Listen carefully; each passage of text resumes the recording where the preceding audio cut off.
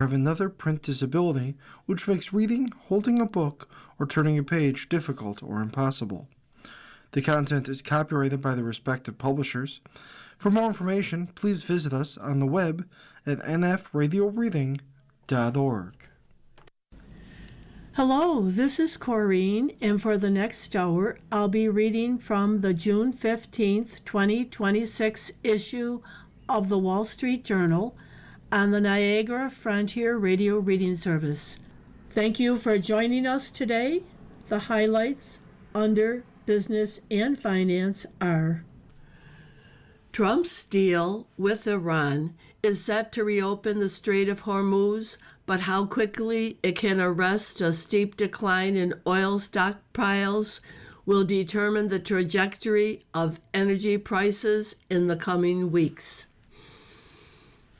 Entrepreneur Charlie Jarvis has been seeking a presidential pardon for her criminal conviction for defrauding J.P. Morgan Chase when she sold her company to the bank for $175 million.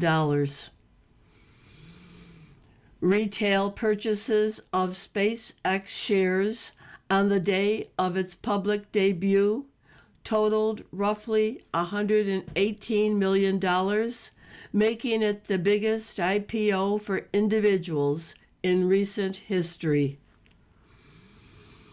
Longtime SpaceX executives, short-term employees, college endowments, and venture capital firms emerged as winners from the company's flotation.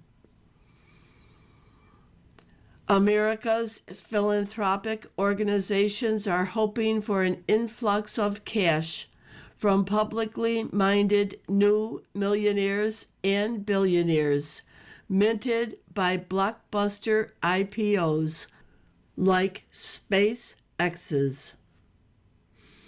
A federal ban on software with ties to China in internet-connected cars is flawed and unlikely to keep data secure, experts said. NVIDIA joined Abridge, a maker of an AI note-taking app for doctors, to train an artificial intelligence model tailored for healthcare. Relative bargains are still to be found in some Chinese tech shares, even as the AI frenzy swells companies' valuations elsewhere in Asia and in the U.S. Now for the key articles under the Worldwide section. Iran and the U.S. agreed on a peace deal, the countries said, claiming a breakthrough after nearly 4 months of conflict that created global political and economic turmoil. Anthropic met with government officials and dispatched top technical staff to Washington in pursuit of a deal to end export restrictions on its most powerful artificial intelligence models. The U.S. military killed a leader of the Venezuelan gang Tren de Aragua in an unusual joint operation with Caracas, Trump said. Trump said that he would appoint one of his personal lawyers, James McDonald, as Manhattan's top federal prosecutor. A measles outbreak in Utah has been spreading for nearly a year, putting the U.S. on a path to lose its long-standing measles elimination status. British forces boarded and detained a sanctioned tanker suspected of being part of the Russian fleet shipping oil in violation of international sanctions. The Kennedy Center for the Performing Arts said it removed Trump's name from the building hours after it failed to meet a court-ordered deadline to do so. Swiss voters rejected a proposal to impose a hard constitutional cap on the country's population, averting an economic shock and a severe diplomatic rift with the EU.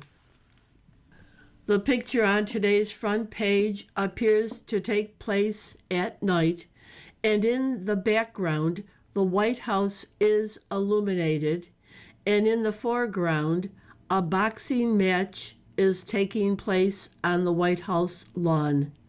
And that headline reads, "Fight Night Kicks Off on the White House Lawn." The caption, "Birthday Bout." Mixed martial arts fans watch Diego Lopez battle Steve Garcia in an Ultimate Fighting Championship lightweight fight at the White House. The event coincided with the 80th birthday of President Trump, who was on hand. U.S.-Iran reach deal to end war. By Josh Dawsey, Annette Pellid, and Benoit Falcon. Pakistan says both parties will sign the peace accord in Switzerland Friday. Iran and the U.S. have agreed on a peace deal, the countries said on Sunday, a breakthrough after nearly 4 months of conflict that created global political and economic turmoil. President Trump, in an interview earlier Sunday with the Wall Street Journal, hours before he was set to attend a large-scale mixed martial arts fight on the White House lawn, said the deal would be signed electronically by himself or Vice President J.D. Vance on Sunday. Pakistani negotiators said a formal signing would come this week. Following intensive talks, we are pleased to announce that the peace deal between the United States of America and Islamic Republic of Iran has been reached, said Shehbaz Sharif, Prime Minister of lead mediator Pakistan. Both sides have declared the immediate and permanent termination of military operations on all fronts, including in Lebanon. The official signing ceremony will be on Friday in Switzerland, Sharif said on his social media account. Trump, in a 5:29 p.m. social media post, wrote that the deal with the Islamic Republic of Iran is now complete. Congratulations to all. I hereby fully authorize the toll-free opening of the Strait of Hormuz and simultaneously herewith authorize the immediate removal of the United States naval blockade. Ships of the world, start your engines. Let the oil flow. The government in Tehran later confirmed the deal had been struck.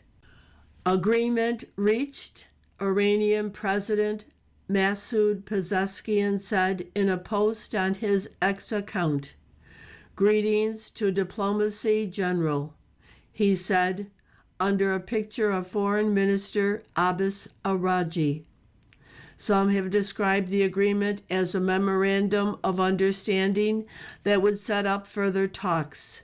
The agreement paves the way for a 60-day period of negotiations over Tehran's nuclear program, which the U.S. suspects could be used to develop a nuclear weapon. In exchange for curbs on the program, Iran expects access to billions of dollars of cash blocked abroad and an end to sanctions that have stifled its economy. The pact includes commitments to end the conflict between the U.S. and Iran. The Islamic Republic is set to reopen the Strait of Hormuz, while the U.S. is expected to end its blockade of Iran ports. Trump's war has driven up gasoline prices for the U.S. consumers. Trump expressed no urgency to extract nuclear material from Iran, saying that would come later. We'll get the nuclear dust later on when we're ready to go in and do it. I'd say over the next month or two, there's no rush, he said. He called it harmless. Trump said he wasn't as concerned about changing Iran's regime as some of his critics have been. As far as regime change, I never cared about regime change. This is the third group we've dealt with, and this is the most rational group yet. The interview came hours after Trump expressed frustration with Israeli Prime Minister Benjamin Netanyahu for an exchange of fire between Israel and Hezbollah, which appeared to almost scuttle the sensitive talks. The U.S. and Israel launched attacks against Iran on February 28th, but relations between the White House and Israel have been strained since then over conflicting objectives. Bibi should not have done that, Trump said about Sunday's strikes inside Lebanon. I don't like it at all. They fired a couple of small missiles and missed their mark by a lot, adding they have to fire back, then he'll fire back, then the whole thing never stops in the Middle East. But Trump claimed Netanyahu was supportive of a deal. Bibi is okay with it, he said. Why is it good for Bibi? Iran cannot have a nuclear weapon under any circumstances. Netanyahu has expressed concerns about the terms of any potential deal. The conflict between Israel and Hezbollah militants, backed by Iran, has become a persistent hurdle to ending the Iran war. Similar Israeli strikes have led to tense calls between Trump and Netanyahu in recent weeks. The preliminary deal had faced opposition from hardliners in Iran and by many in Israel. Iran's top diplomat, Abbas Araghchi, faced street protest and public criticism on Saturday by hardliners who accused him of giving too many concessions to the U.S. We will continue with other front page articles. Oil market is seen taking months to recover. Shippers are likely to remain cautious about transiting the Strait of Hormuz, by Colin Eaton, Benoit Morin, and Michael R. Gordon. President Trump's deal with Iran is set to reopen the Strait of Hormuz, but how quickly it can arrest a steep decline in oil stockpiles will determine the trajectory of energy prices in the coming weeks. For more than 15 weeks, the U.S. and other countries around the world have had to dip into oil tanks, salt caverns, and strategic reserves to make up for the millions of barrels of oil trapped behind the strait. Now the stocks are nearing critical levels, and energy executives say that without an influx of more oil, prices will have to surge to stop the run on supplies. U.S. oil prices were down 5.5% to $80.26 a barrel on Sunday evening at about 11 Eastern Time. They have fallen more than 25% from early April when they approached $113. Gasoline prices at the pump have fallen too. Mike Wirth, chief executive of Chevron, has repeatedly warned on TV that the supply crunch will soon manifest itself around the world. Neil Chapman, the number 2 at ExxonMobil, has said the U.S. is approaching unheard of inventory levels. Other executives of Quantum Capital Group say it's going to get ugly.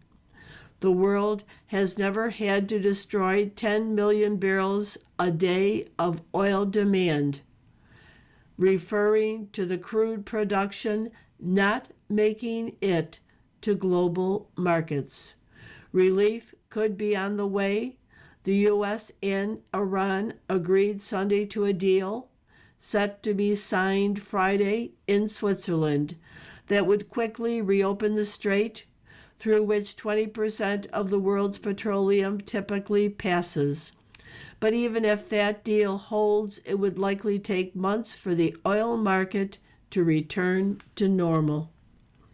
You are listening to a reading of articles and features from the Wall Street Journal on the Niagara Frontier Radio Reading Service.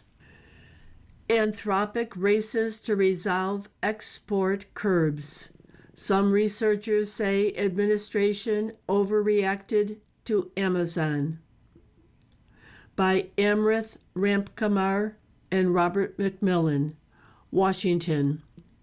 Anthropic is rushing to resolve its latest conflict with the Trump administration, meeting with officials and dispatching top technical staff to Washington over the weekend in pursuit of a deal to end export restrictions on its most powerful artificial intelligence models. The Trump administration on Friday banned foreign governments, companies, and individuals from using Anthropic's Fable 5 and Mythos 5 models, which prompted Anthropic to shut off access to everyone in order to comply. Anthropic said at the time that many foreign governments, companies, and individuals, including some foreign-born Anthropic employees, fell under the restriction. Administration officials and Anthropic leaders spent several hours on calls Saturday discussing Fable 5, a slimmed-down version of Anthropic's powerful Mythos model meant for the general public, people familiar with the discussion said. The discussions included Commerce Secretary Howard Lutnick and National Cyber Director Sean Crane Cross, as well as Tom Brown, an Anthropic co-founder who is the company's chief computing officer, and Sarah Heck, the company's head of public policy, they said. On Sunday, a group of cybersecurity notables signed a letter calling for the administration to lift the export controls. This action has taken the best models away from defenders, created market uncertainty, and risked America's AI leadership without any real risk to justify it, the letter says. People close to the company and the administration said both parties are interested in resolving the issue and restoring access to the cutting-edge models, but it isn't clear what a solution would entail. Anthropic technical experts and government security researchers coming together was seen by some administration officials as a step toward a compromise. The weekend discussions continue months of tension between the administration and one of America's leading AI labs over how new cutting-edge technologies are used and regulated. The Trump administration has recently taken more steps to control the fast-evolving industry.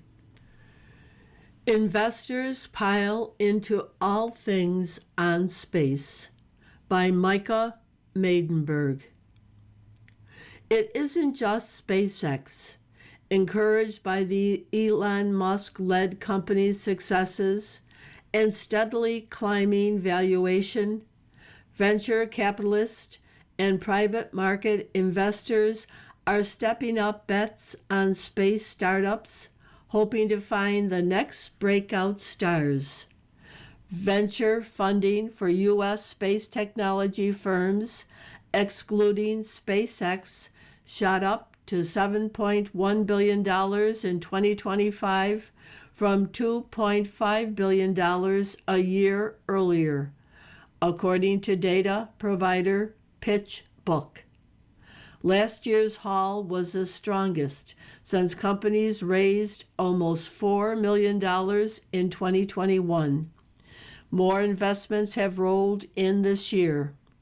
Observable Space, focused on laser communications and sensing, recently raised $90 million.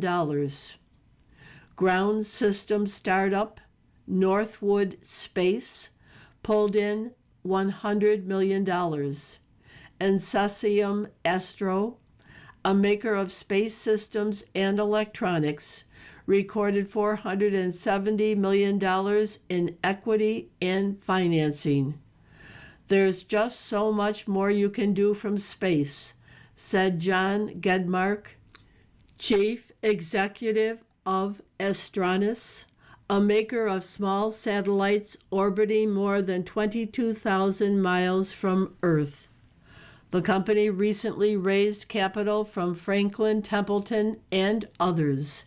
Investors are finding there are real business models in space and money to be made, Gedmark said.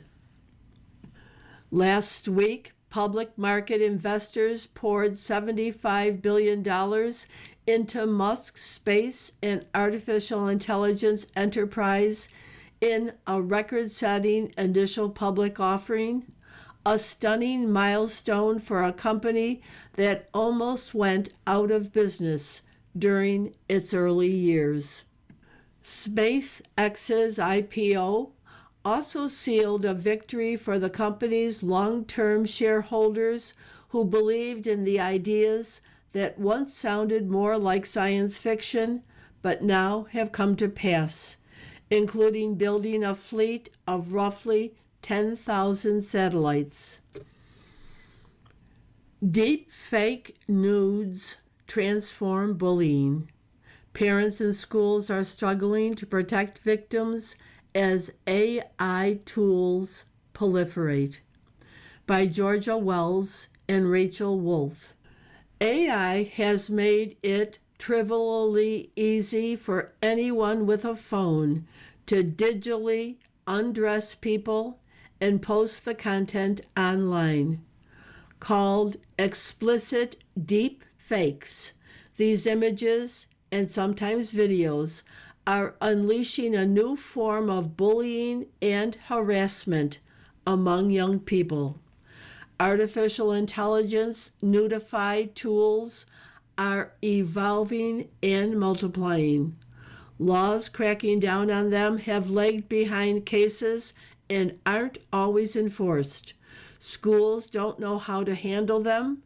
Parents are left trying to help their children regain a sense of safety as they try to scrub the images from the internet. Megan Mancini in Hingham, Mass. wished she had a playbook for dealing with the issue. Last year, a boy created a deep fake image of her middle school daughter and shared it on Snapchat with other kids, who then took screenshots and shared them in the hallways during school. The local police said the best way to get the photo offline was to upload it to a website that specializes in removing deep fakes. But because the image depicted a naked minor, federal law prevented the police from giving her the image electronically. They gave her a black and white printout of the image instead. Mancini said the police told her that her daughter would likely need to testify if she pressed charges, and said the boy would face limited consequences because he was a minor. Mancini filed a Title IX complaint against Hingham Public Schools After a nearly 5-month investigation, the district sent a letter saying that there was insufficient evidence to conclude the behavior occurred in the school's district. The boy, who has admitted to creating the image, faced no formal disciplinary consequences. In May, the federal government began enforcing the Take It Down Act, which was passed with bipartisan support last year and made it a federal crime to knowingly publish or threaten to publish non-consensual intimate images, including those created by AI. It requires platforms to remove content within 48 hours of receiving a notification from a victim. The European Union, meanwhile, is looking to ban nudify apps outright. Some states have criminalized deep-fake nudes, but the laws often aren't enforced.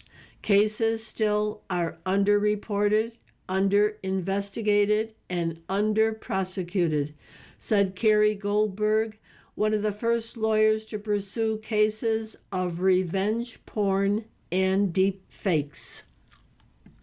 Other articles from within the paper follow. The Knicks win the NBA title. New York fell behind in Game 5, but rallied to secure its first NBA championship since 1973. By Robert O'Connell, San Antonio. It was always going to require a miracle. If the New York Knicks, the most dismal, down-and-out franchise of the past half-century, were going to win their first NBA championship since 1973, it would require a zillion things to break just right. Every ball would have to bounce their way for them to reach the top of the basketball world after 53 years of waiting. So it was fitting that Saturday night, as they aimed to clinch the NBA Finals, the Knicks flirted with disaster again and fell behind by 15 points in the second half. It was only then that New York mounted a furious comeback. Superstar point guard Jalen Brunson converted impossible layups and crashed to the floor for a loose ball, finishing with 45 points. The Knicks' steely defense held Victor Wembanyama to just 3 points in the fourth quarter. And when the dust settled, New York had made history by beating the San Antonio Spurs 94-90 to become NBA champions again. Boom towns spark division in Europe. New investments in French and British towns bring jobs and resentment. By Sune Engel Rasmussen. Barrow-in-Furness, England. Europe's defense boom promised to revive struggling towns across the continent. Locals hoped a fresh injection of money would help rejuvenate communities that have withered for decades.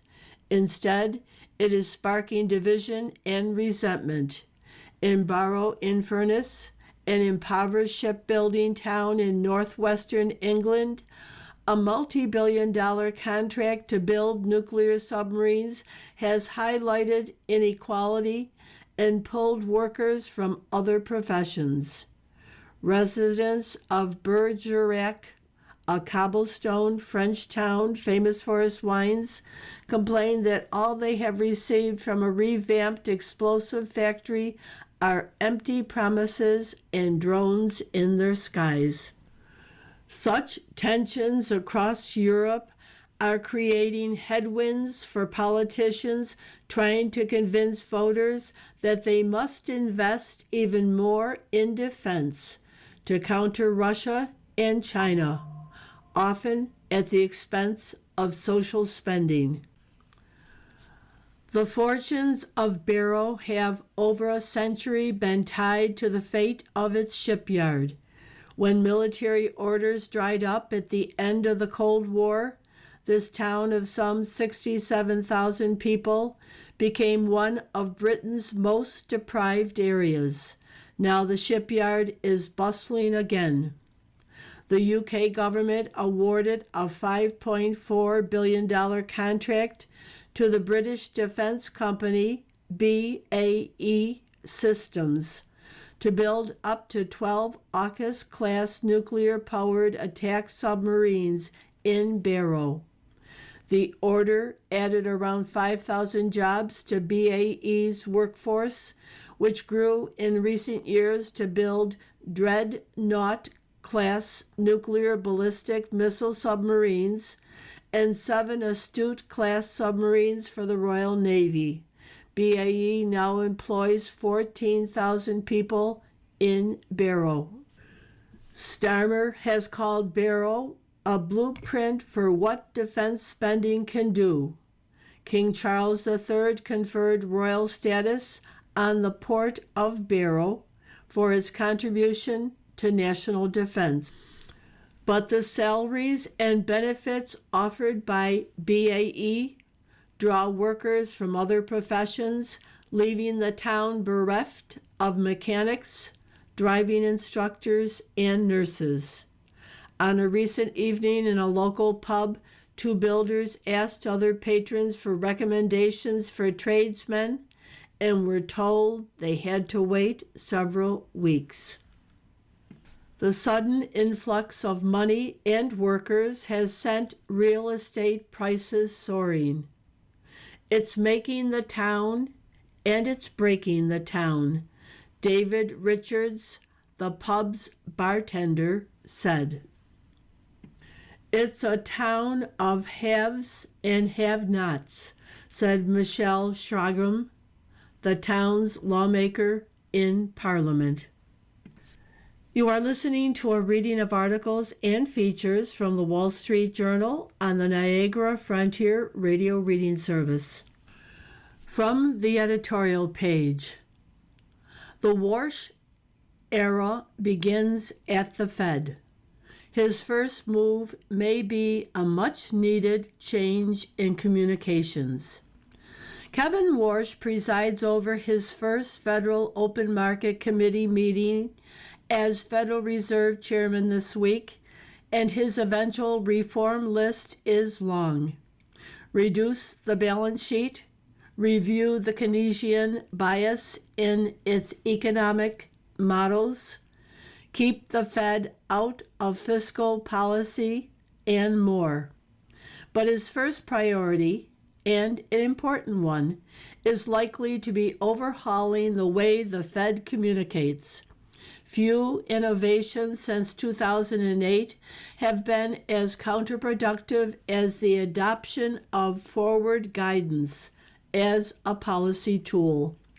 Federal officials came to believe that by giving investors a heads up on the central bank's intentions for short-term interest rates, it can steer longer-term rates in the economy as well. But the constant jammering, long policy statements, press conferences after every FOMC meeting, nonstop speeches by Fed officials, and above all, the quarterly summary of economic projections has exposed how little the Fed understands about the economy and trapped officials in errant policies. It's hard to remember when the Fed wasn't this talkative. Yet, until 1990s, the central bank cultivated an air of inscrutability. Officials didn't even release announcements when they adjusted their overnight policy interest rate. The Fed played down its periodic publication of limited economic forecast, which investors generally ignored. Officials gradually started publishing statements of policy decisions after 1994. A fuller explanation of FOMC's reasoning arrived under Alan Greenspan in 1999 when officials began explaining what came to be known as the balance of risks, whether they thought tightening or easing was likely to be more appropriate in the future. The oversharing went into overdrive after 2008.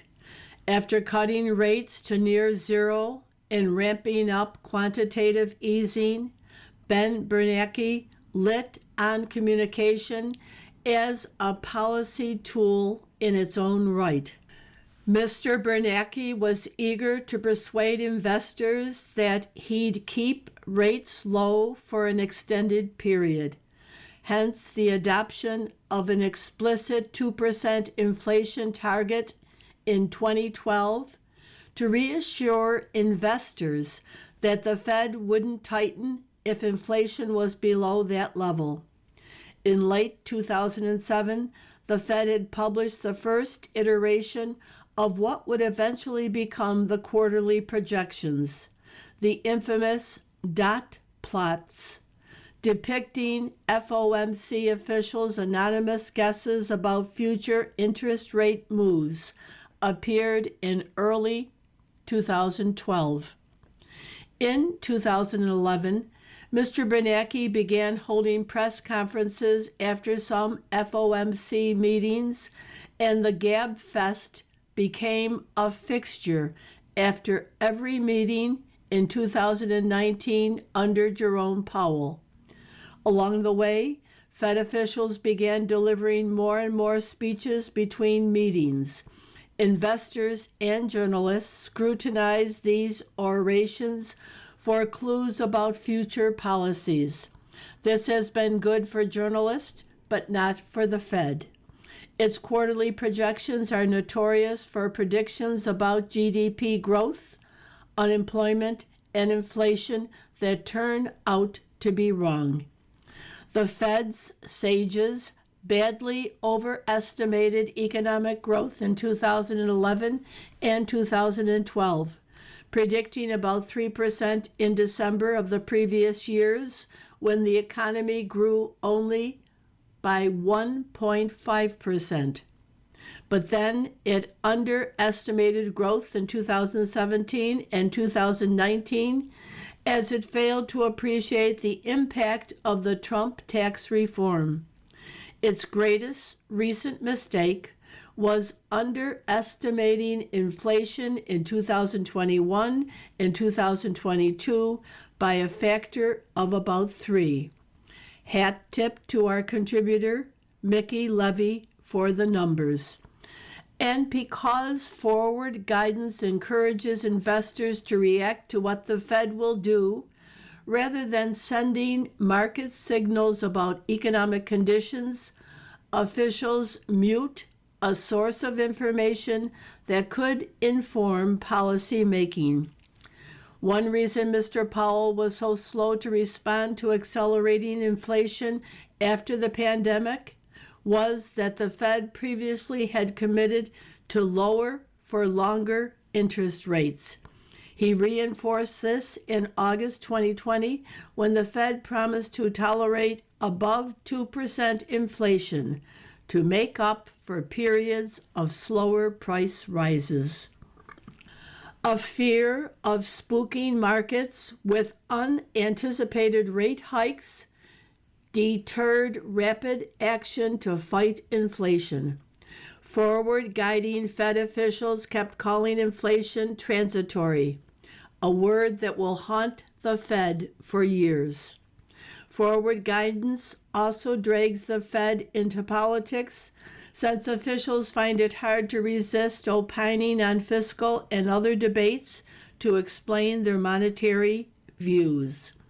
Mr. Warsh may not be able to deter other Fed governors from popping off in speeches, but he could set an example by ending the dot plot era, limiting his press conferences, and focusing his public statements on major policy turns in the semi-annual Humphrey Hawkins testimony to Congress.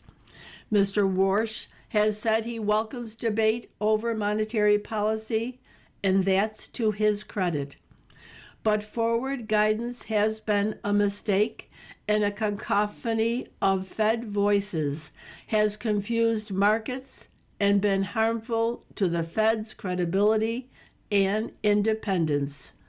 A course correction is overdue. Who wants to be a trillionaire? The SpaceX IPO is a credit to Elon Musk and American capitalism. Shares in SpaceX skyrocketed following its record $75 billion initial public offering on Friday, apparently making Elon Musk the world's first trillionaire, at least on paper. In our political age of envy, the press and Democrats are preoccupied by his otherworldly wealth. But deserving more attention is how he has enriched the country by building a remarkable company. At the close of trading on Friday, SpaceX boasted a $2.1 trillion, yes, trillion dollar market valuation. The company raised $75 billion in its public debut, nearly 3 times more than the previous largest IPO, Saudi Aramco, in 2019. It will need that money and multiples more to achieve Mr. Musk's ambition of colonizing Mars and mining asteroids. If the IPO had happened in China, the press would be mourning America's economic decline. Instead, they are lamenting Mr. Musk's riches. Elon Musk is the world's first trillionaire, Bloomberg News writes. He could theoretically do a lot with all that money, like fund 68 U.S. election cycles or buy every car maker in the U.S., Europe, and Japan. The grievance mood is strong these days at Bloomberg and most of the rest of the financial press. Mr. Musk's wealth largely consists of shares in SpaceX and Tesla. Their current stratospheric values could crash if the companies fail or investors lose faith in Mr. Musk. And mom and pop investors should know the risks in buying SpaceX shares. In any event, Mr. Musk's wealth is a tribute to U.S. entrepreneurship and innovation, which are byproducts of its free market system. Mr. Musk, an immigrant from South Africa, launched the rocket company in 2002 with money he made from his PayPal startup. It is certainly hard to believe that little company that started in a warehouse in El Segundo is now going public with the largest IPO ever, he said Friday. SpaceX faced many early setbacks. Its Falcon 1 failed 3 times before reaching orbit in 2008. A few months later, NASA awarded SpaceX a contract to supply the International Space Station. SpaceX later developed reusable rockets that greatly reduce launch cost, which the Chinese are trying still to achieve. Its success, which came through trial and failure, has ended U.S. reliance on Russia to transport astronauts to the space station and launch American satellites. The company is the leading edge of what could be called the space economy. In 2015, SpaceX launched Starlink, an internet satellite company that has helped Ukraine resist Russia's invasion and dissidents living under authoritarian regimes like Iran to communicate.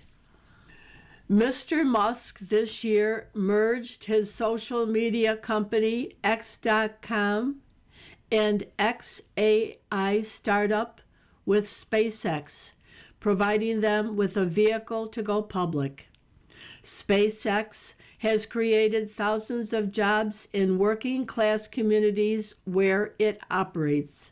That includes Hawthorne, California, Bastrop and McGregor in Texas, Memphis, Tennessee, and South Haven, Mississippi.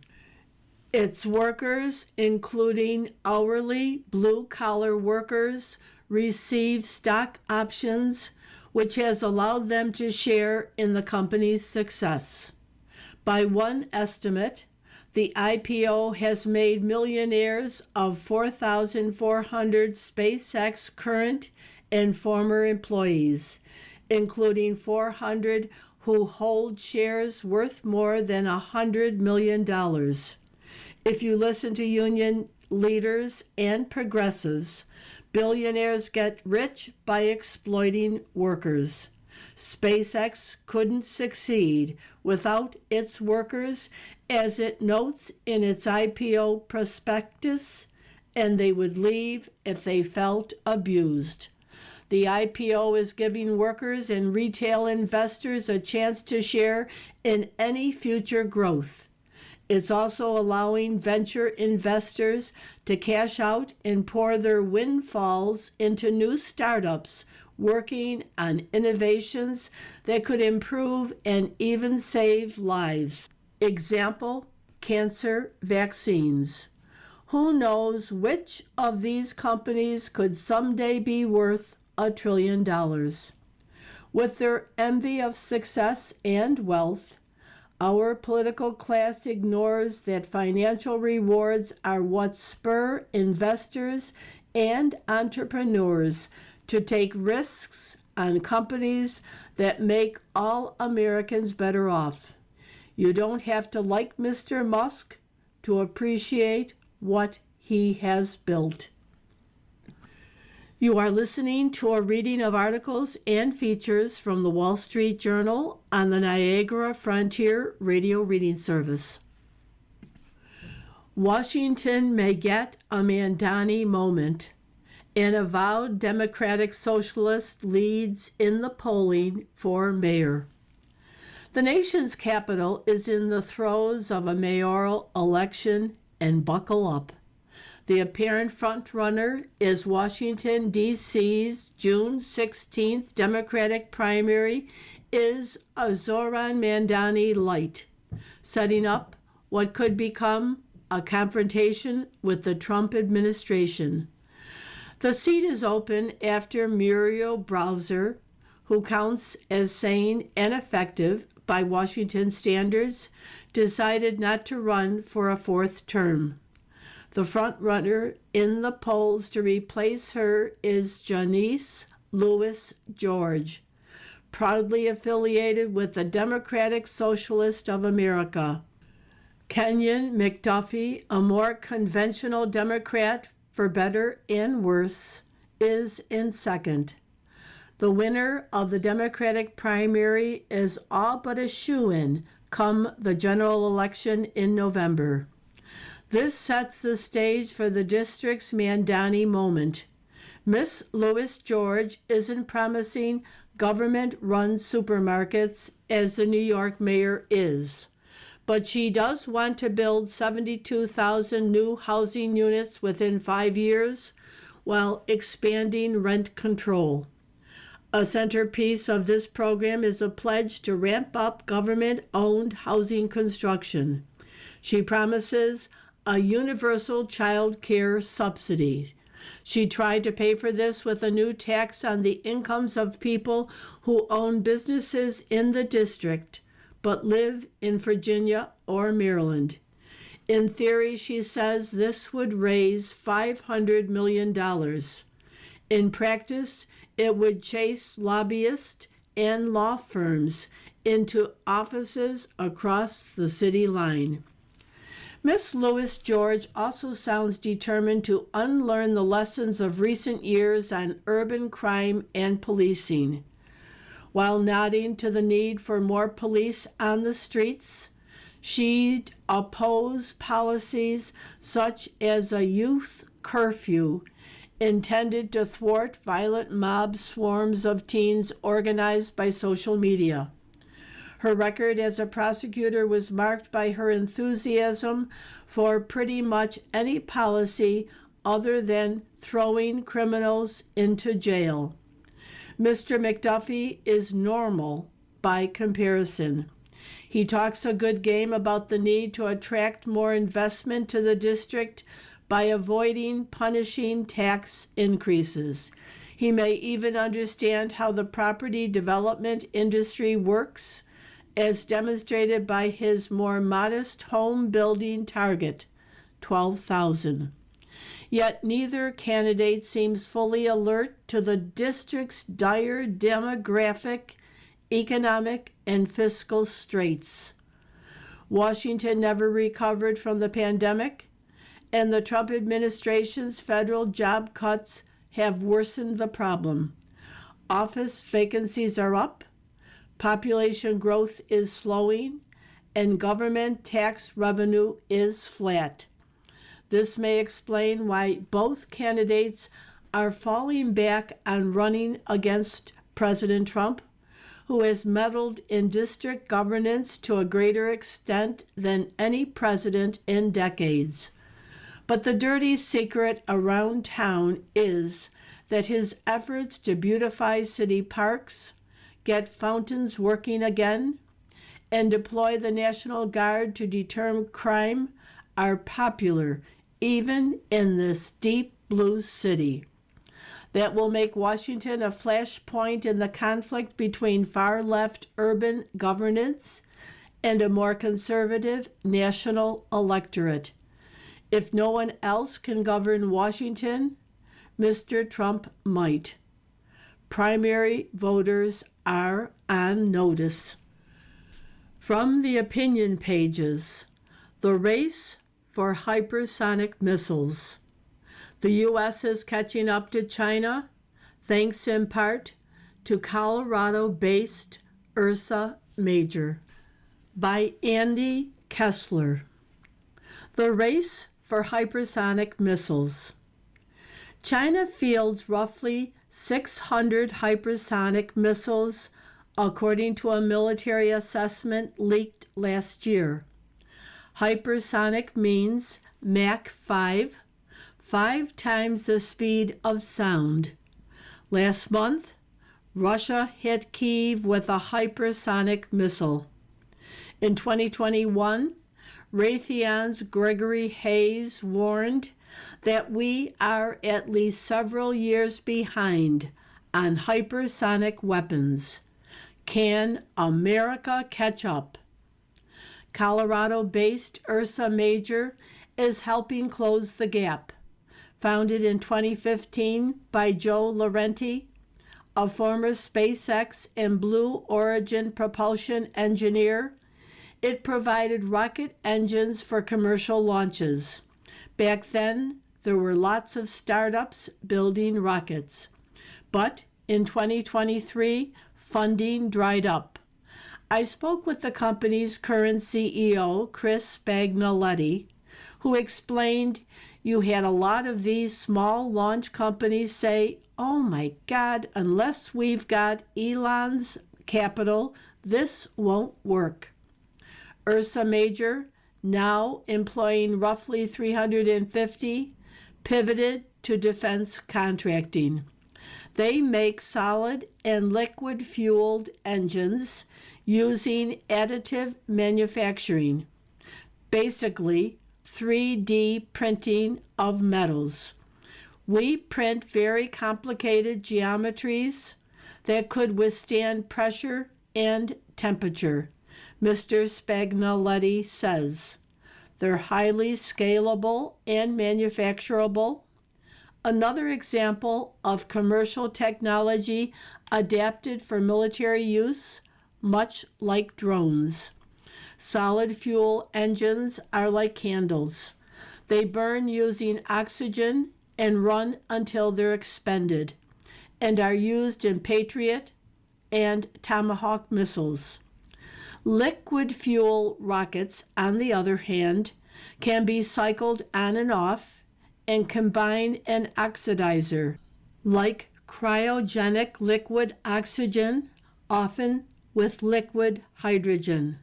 The SpaceX Falcon 9 uses liquid kerosene. The Navy wants solid fuel rocket engines for missile replenishment, but the real magic comes from an innovative liquid fuel rocket design that the Air Force Research Laboratory asked for. Mr. Spagnoletti says the Air Force asked to make sure the weapon is storable, it's tactical, that when you fill it up, you leave in a bunker for 5 to 10 years, you can ship it in. He suggested that today no munitions use liquid fuel engines. So Ursa Major created its own missile called Havoc. We use our own oxidizer, hydrogen peroxide, so it doesn't need to breathe air. He adds that you can launch it in the atmosphere and go up to echo-atmospherically at altitudes where the air is too thin for turbojets. Because it's liquid fueled, you can deep throttle it, you can turn it way down, you can turn it off, you can turn off and on an infinite number of times. So you can change direction and altitude. Yes, all of it, Mr. Spagnoletti says. Because of that variability and thrust, it makes that munition highly survivable and highly adaptable. Because of 3D printing, when you reduce heat loading on a very fast munition, you take out a ton of cost and complexity without sacrificing performance. The Air Force wanted it fast, so remarkably, they set up a 1-year program last year, the Affordable Rapid Missile Demonstrator.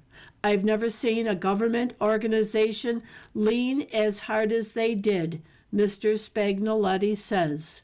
They helped us get on the range, they helped us write procedures, they helped remove red tape. I've never seen that before. We moved really fast, a contract in May of last year, and we're flying in January. Another test took place in March. High-end hypersonic strike missiles from Lockheed Martin and RTX can cost $15 million each or more.